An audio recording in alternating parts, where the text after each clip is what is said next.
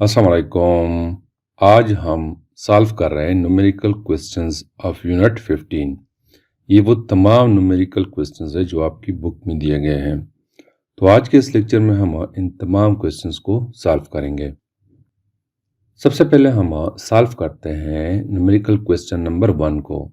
ये कहता है कि एक वायर है जिसकी लेंथ 1.5 मीटर है और उसमें 5 एम्पेयर का करंट फ्लो कर रहा है और ये वायर यूनिफॉर्म मैग्नेटिक फील्ड में 90 डिग्री के एंगल पर रखा गया है और मैग्नेटिक फील्ड की स्ट्रेंथ जो है वो 0.04 टेस्ला है।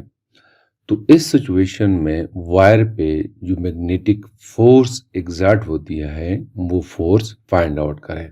तो इसके लिए सबसे पहले मैं लिखता हूँ गिवन डाटा।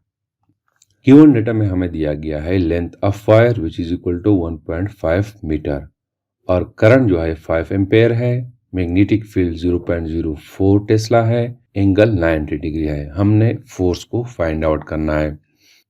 तो मैग्नेटिक फोर्स को फाइंड आउट करने के लिए मैं एक इक्वेशन लिखता हूं कि magnetic force is equal to magnetic field current and length into sine theta. इस इक्वेशन के थ्रू हम मैग्नेटिक फोर्स को फाइंड आउट कर सकते हैं। तो जस्ट हमने यहाँ पे वैल्यूज पुट करनी है। तो मैग्नेटिक फोर्स जो है it is equal to B की वैल्यू हमें दी गई है कि 0.04 टेस्ला है और साथ में करंट की वैल्यू 5 एम्पेयर है, एल की वैल्यू 1.5 मीटर है और थीटा की वैल्यू 90 डिग्री है। यहाँ पे साइन 90 जो है ये 1 के बराबर है। तो हम इन वैल्यूज को आपस में मल्टीप्लाई करते हैं। तो जब हम मल्टीप्लाई करेंगे तो फोर्स की वैल्यू हमारे पास आ जाएगी 0.3 न्यूटन। तो इस सिचुएशन में वायर पे जो फोर्स लगती है उसकी मैग्नीट्यूड 0.3 न्यूटन है। क्वेश्चन नंबर 2 कहता है कि एक वायर है जिसमें डायरेक्ट करंट 10 एम्पेयर का फ्लो करता है और इसकी लेंथ 5 मीटर है। इसको सस्पेंड किया गया है between house and garage perpendicularly to the magnetic field और मैग्नेटिक फील्ड की मैग्नीट्यूड है 5 × 10⁻⁵ tesla. What is the magnitude of force acts on the conductor. उस वायर पे जो फोर्स लगती है उसको फाइंड आउट करना है। यहाँ पे मैंने बनाया है अर्थ की magnetic field which starts from north to south. इसके ईस्ट साइड पे एक गैराज है और वेस्ट पे एक हाउस है। इसके दरमियान एक वायर सस्पेंड किया गया है, ये वायर, और इस वायर में 10 एम्पेयर का डायरेक्ट करंट फ्लो कर रहा है और इसकी लेंथ 5 मीटर है। तो ये मैग्नेटिक फील्ड के साथ 90 डिग्री का एंगल बना रहा है और इस मैग्नेटिक फील्ड की स्ट्रेंथ 5 × 10⁻⁵ टेस्ला है। तो इस वायर पे जो फोर्स लगती है वो हमने फाइंड आउट करनी है और यहाँ पे करंट की direction from west to east है, यानी ईस्ट की तरफ है। तो मैग्नेटिक फोर्स की मैग्नीट्यूड को फाइंड आउट करने के लिए सबसे पहले मैं लिखता हूँ गिवन डाटा। गिवन डेटा में हमें दिया गया है current in wire which is equal to 10 ampere और लेंथ ऑफ वायर 5 मीटर है, मैग्नेटिक फील्ड 5 × 10⁻⁵ टेस्ला है, एंगल 90 डिग्री है। फोर्स को हमने फाइंड आउट करना है। तो इस फोर्स को फाइंड आउट करने के लिए हम वही इक्वेशन यूज करते हैं कि magnetic force is equal to magnetic field current in wire into length of wire sine theta के बराबर है। यहाँ पे हम वैल्यूज पुट करते हैं। मैग्नेटिक फील्ड की वैल्यू 5 × 10⁻⁵ टेस्ला है और करंट की वैल्यू 10 एम्पेयर है मल्टीप्लाइड बाय लेंथ जो है वो 5 मीटर हो जाएगा और साथ में साइन 90 डिग्री है और साइन 90 जो है ये 1 के बराबर है। तो लिहाजा हम क्या करते हैं कि 5 को 10 को और इस 5 को आपस में मल्टीप्लाई करते हैं। तो हमारे पास फोर्स की वैल्यू आ जाएगी F will be equal to 250 multiplied by 10⁻⁵ Newton हो जाएगा। तो ये इस सूरत में मैग्नेटिक फील्ड की मैग्नीट्यूड है। इसको हम इस तरह भी लिख सकते हैं कि 2.50 × 10⁻³ न्यूटन। इशारिया को मैं यहाँ पे ले आया हूँ तो यहाँ पे -3 हो जाएगा। तो ये हमारे पास रिक्वायर्ड आंसर है। क्वेश्चन नंबर 3 कहता है कि एक वायर है जिसकी लेंथ 10 सेंटीमीटर है और इसको यूनिफॉर्म मैग्नेटिक फील्ड में 30 डिग्री के एंगल पे रखा गया है और मैग्नेटिक फील्ड की स्ट्रेंथ 0.06 टेस्ला है। इस वायर पे जो फोर्स लगती है उसकी मैग्नीट्यूड 0.024 न्यूटन है। तो इस वायर में करंट कितना फ्लो करता है? ये आपको नजर आ रहा है, ये एक मैग्नेटिक फील्ड है जिसकी स्ट्रेंथ 0.06 टेस्ला है और ये एक वायर है जो कि 30 डिग्री एंगल पे मैग्नेटिक फील्ड के साथ रखा गया है और इस पे जो फोर्स लगती है इस वायर पे वो 0.024 न्यूटन है। तो इस कंडक्टर में कितना करंट फ्लो करेगा? तो इसको फाइंड आउट करने के लिए सबसे पहले मैं लिखता हूँ गिवन डाटा। गिवन डाटा में हमें दिया गया है length of wire which is equal to 10 centimetre. इसको हम मीटर में कन्वर्ट करते हैं तो इसको डिवाइड करते हैं बाई 100 तो it will be equal to 0.1 metre. Force जो है it is equal to 0.024 newton. Magnetic field is equal to 0.06 tesla. Angle 30 degree है। करंट को हमने फाइंड आउट करना है। तो करंट को फाइंड आउट करने के लिए हम वही इक्वेशन यूज करते हैं कि magnetic force is equal to magnetic field into current into length sine theta के बराबर है। तो ये इक्वेशन हम यूज करते हैं। चूंकि हमने करंट को फाइंड आउट करना है तो इसको रीअरेंज करते हैं। तो करंट जो है it will be equal to force divided by magnetic field into length into sine theta हो जाएगा। तो इस इक्वेशन में हम वैल्यूज पुट करते हैं। तो फोर्स की वैल्यू है 0.024 न्यूटन है और नीचे हमारे पास मैग्नेटिक फील्ड है which is equal to 0.06 tesla है और एल की वैल्यू 0.1 मीटर है और साइन 30 यहाँ पे एंगल 30 है। साइन 30 जो है ये इक्वल है 0.5 के तो यहाँ पे मल्टीप्लाइड हो जाएगा 0.5। तो सबसे पहले हम ये नीचे जितनी भी वैल्यूज है इसको आपस में मल्टीप्लाई करते हैं। तो करंट जो है it will be equal to 0.024 newton हो जाएगा। नीचे हमारे पास आ जाएगा 0.003 हो जाएगा। तो यहाँ पे इसको जब हम डिवाइड करेंगे आपस में तो आफ्टर डिवीजन हमारे पास वैल्यू आ जाएगी 8 एम्पेयर। तो इस वायर में जो करंट फ्लो करता है वो 8 एम्पेयर का करंट फ्लो करता है। क्वेश्चन नंबर 4 कहता है कि प्राइमरी कॉइल है, उस प्राइमरी कॉइल में करंट चेंज होता है फ्रॉम -5 एम्पेयर टू +5 एम्पेयर। ये एक प्राइमरी कॉइल मैं कंसीडर कर रहा हूँ। इसमें करंट चेंज हो रहा है फ्रॉम -5 एम्पेयर टू +5 एम्पेयर और ये 0.5 सेकेंड में चेंज हो रहा है। तो इसकी वजह से इंड्यूस ईएमएफ प्रोड्यूस हो रहा है यहाँ पे और उसकी वैल्यू 2.5 वोल्ट है। तो म्यूचुअल इंडक्टेंस फाइंड आउट करें। देखो दोस्तों, in case of AC current अगर हम ग्राफ ड्रा करना चाहें तो ग्राफ जो है हमारे पास कुछ इस तरह बनता है। ये इस हिस्से को हम पॉजिटिव कंसीडर करते हैं इस करंट को और इसको हम नेगेटिव कंसीडर करते हैं। यहाँ पे जो करंट है उसका ग्राफ कुछ इस तरह है फ्रॉम -5 इसके बाद +5। ये -5 है और ये +5 है। -5 जस्ट शो कर रहा है डायरेक्शन को। तो यहाँ पे जो करंट है वो -5 एम्पेयर टू +5 एम्पेयर है और टाइम 0.05 सेकंड है और यहाँ पे जो वोल्टेज प्रोड्यूस हो रहा है ईएमएफ इंड्यूस हो रहा है वो 2.8 है। तो हमने म्यूचुअल इंडक्टेंस को फाइंड आउट करना है। तो इसके लिए सबसे पहले हम लिखते हैं गिवन डाटा।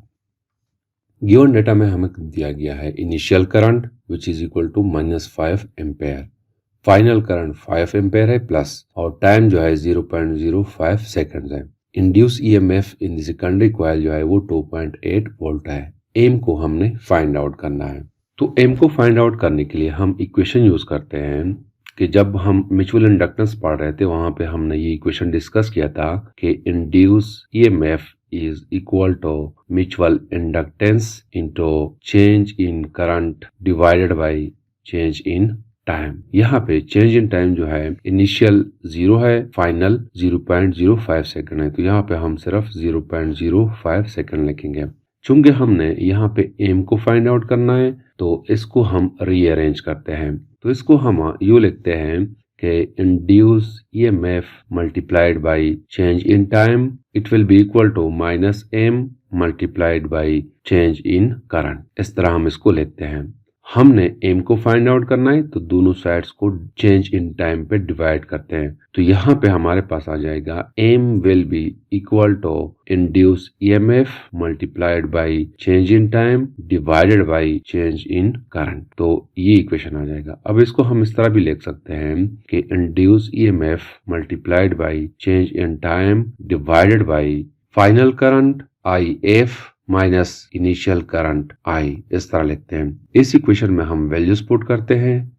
इंड्यूस ईएमएफ जो है 2.8 वोल्ट है और टाइम जो है it is equal to 0.05 seconds है और नीचे हमारे पास फाइनल करंट जो है वो 5 एम्पेयर है minus initial current minus 5 ampere है। तो इसको हम आपस में मल्टीप्लाई करते हैं तो यहाँ से हमारे पास आ जाएगा, यहाँ पे माइनस भी है, यहाँ पे भी है, यहाँ पे भी है और यहाँ पे भी है। तो यहाँ से हमारे पास आ जाएगा माइनस 0.14 और नीचे हमारे पास ये माइनस है और ये माइनस है, ये प्लस हो जाएगा तो हमारे पास नीचे आ जाएगा 10। तो एम की वैल्यू हमारे पास आ जाएगी माइनस 0.014 हेनरी के बराबर आ जाएगी। तो ये हमारे पास म्यूचुअल इंडक्टेंस की वैल्यू है।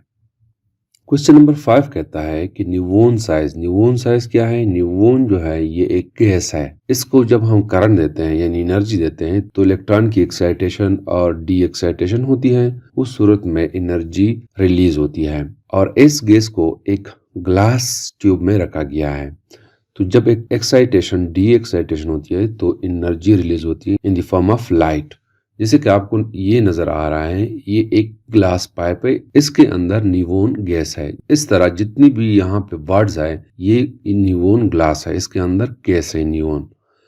तो इसको कनेक्ट किया गया है एक ट्रांसफार्मर के साथ जिसके थ्रू इसको करंट मिलता है और उस करंट की वजह से एक्साइटेशन डी एक्साइटेशन होती है तो हमें लाइट मिलती है। उस ट्रांसफार्मर को जो वोल्टेज दिया जाता है, इनपुट वोल्टेज, प्राइमरी कॉइल को जो वोल्टेज मिलता है वो 120 वोल्ट एसी वोल्टेज मिलता है और इसको जो करंट मिलता है वो 9600 वोल्ट मिलता है। यानी कि सेकेंडरी कॉइल में जो इंड्यूस ईएमएफ प्रोड्यूस होता है वो 9600 वोल्ट है। तो हमें कहता है कि what is the ratio of secondary to primary turns of transformer. इस ट्रांसफार्मर के सेकेंडरी और प्राइमरी नंबर ऑफ टर्न्स यानी नंबर ऑफ कॉइल्स के दरमियान जो रेशो है वो फाइंड आउट करें। और साथ में हमें कहता है कि अगर प्राइमरी कॉइल 275 टर्न्स है प्राइमरी कॉइल में तो सेकेंडरी कॉइल में कितनी होनी चाहिए। तो इसके लिए मैं सबसे पहले लिखता हूँ गिवन डाटा। गिवन डाटा में हमें दिया गया है voltage to the primary coil which is equal to 120 volt और सेकेंडरी वोल्टेज जो है वो 9600 वोल्ट है। प्राइमरी कॉइल में नंबर ऑफ टर्न्स हमें दिया गया है 275 टर्न्स। तो हमसे जो मांगा गया है एक तो यह है कि यह रेशो फाइंड आउट करे, दूसरा number of turns in the secondary coil वो फाइंड आउट करे। यहाँ पे मैंने एनपी लिखा है ये, लेकिन ये एनएस है। एनएस को हमने फाइंड आउट करना है। तो इसके लिए हमारे पास एक इक्वेशन है कि जब हम ट्रांसफार्मर को पढ़ रहे थे वहाँ पे हमारे पास एक इक्वेशन हमने डिस्कस की है कि the ratio of number of turns to the secondary coil and primary coil it is equal to voltage to the secondary coil and voltage to the primary coil. ये इक्वेशन हम discuss कर चुके हैं। इस equation के through हम इस ratio को फाइंड आउट कर सकते हैं। तो हमने क्या करना है, जस्ट वैल्यूज यहाँ पे पुट करनी है। तो Vs की वैल्यू हमारे पास 9600 है और Vp की वैल्यू 120 वोल्ट है। इसको जब हम आपस में डिवाइड करेंगे तो हमारे पास वैल्यू आ जाएगी 80। तो ये रेशो जो है ये 80 के बराबर है, यानी कि जो हमसे फर्स्ट रिक्वायर्ड है A, इसकी आंसर ये है। सेकंड हमसे मांगा गया है NS, तो उसके लिए भी यही इक्वेशन यूज करते हैं। जस्ट इस इक्वेशन को हम रीअरेंज करते हैं। तो रीअरेंज करने के बाद हमारे पास NS जो है it will be equal to VS multiplied by NP, तो ये डिवाइडेड हो जाएगा VP पे। तो यहाँ पे हम वैल्यूज पुट करते हैं। VS जो है ये 9600 वोल्ट है। NP जो हमें दिया गया है इट इज इक्वल टू 275 के बराबर है और नीचे VP है वो 120 के बराबर है। तो यहाँ से हमारे पास वैल्यू आ जाएगी 24,40,000 और डिवाइडेड हो जाएगा 120 पे। तो इसको जब हम आपस में डिवाइड करेंगे तो यहाँ से हमारे पास वैल्यू आ जाएगी 22,000। तो number of turns in the secondary coil जो है वो 22,000 है। क्वेश्चन नंबर 6 कहता है कि हमारे पास एक ट्रांसफार्मर है, उसमें प्राइमरी कॉइल के जो नंबर ऑफ टर्न्स है वो 400 है। उसको जो प्राइमरी वोल्टेज मिलता है वो 220 वोल्ट। सेकेंडरी कॉइल में कितने नंबर ऑफ टर्न्स होनी चाहिए जिससे हमें वोल्टेज 3 वोल्ट का मिले? ये स्टेप डाउन ट्रांसफार्मर है। स्टेप डाउन ट्रांसफार्मर में प्राइमरी कॉइल ज्यादा होते हैं और सेकेंडरी कॉइल्स कम होते हैं। तो हमें कहता है कि ये कितने नंबर ऑफ टर्न्स होनी चाहिए जिससे हम 220 से वोल्टेज कम करके 3 वोल्ट पे ले आए। तो NS को हमने फाइंड आउट करना है। तो इसके लिए सबसे पहले मैं लिखता हूं गिवन डाटा। गिवन डाटा में हमें दिया गया है number of turns in primary coil which is equal to 400 turns. Voltage to the primary coil जो है it is equal to 220 volt और voltage to the secondary coil जो हमें दिया गया है वो 3 वोल्ट है। हमने NS को फाइंड आउट करना है। तो इसके लिए हम वही इक्वेशन यूज करते हैं कि NS divided by NP it is equal to VS divided by VP। अब चूंकि हमने NS को फाइंड आउट करना है तो इसको मैं मल्टीप्लाई करता हूँ NP पे और इसको भी मैं मल्टीप्लाई करता हूँ बाई NP। तो ये और ये कैंसल, हमारे पास आ जाएगा NS जो है it will be equal to VS multiplied by NP divided by VP हो जाएगा। तो यहाँ पे हम वैल्यूज पुट करते हैं। VS जो है 3 वोल्ट है, NP जो है 400 है और डिवाइडेड हो जाएगा VP जो है it is equal to 220 volt है। तो it will be equal to 1200 divided by 220। तो यहाँ से वैल्यू आ जाएगी 5.45। तो इतने नंबर ऑफ टर्न्स यहाँ पे होनी चाहिए तब हमें ये वोल्टेज मिलेगा। क्वेश्चन नंबर 7 कहता है कि हमारे पास एक स्टेप डाउन ट्रांसफार्मर है जिसकी वजह से हम वोल्टेज को कम करते हैं। उसको जो प्राइमरी वोल्टेज मिलता है वो 220 मिलता है और हमें दे रहा है सेकेंडरी वोल्टेज वो 12 वोल्ट है। तो हमें कहता है कि नंबर ऑफ टर्न्स के दरमियान जो रेशो है वो फाइंड आउट करें, यानी कि हमने फाइंड आउट करना है NS डिवाइडेड बाई NP। ये रेशो हमने फाइंड आउट करनी है। तो इसके लिए मैं गिवन डाटा लिखता हूँ। गिवन डाटा में हमें दिया गया है voltage, primary voltage 220 volt, secondary voltage 12 volt है। हमने इस रेशो को फाइंड आउट करना है। तो इसके लिए हम वही इक्वेशन यूज करते हैं कि NS divided by NP it is equal to VS divided by VP। यहाँ पे जस्ट हम वैल्यूज पुट करते हैं। VS की वैल्यू 12 वोल्ट है, VP की वैल्यू 220 वोल्ट है। ये वोल्ट है, ये वोल्ट है, ये और ये कैंसल। इसको जब हम आपस में डिवाइड करेंगे तो हमारे पास वैल्यू आ जाएगी NS और NP की 0.06। तो ये इसके दरमियान रेशियो होनी चाहिए। तो this is all about the numerical questions of unit 15। Thank you.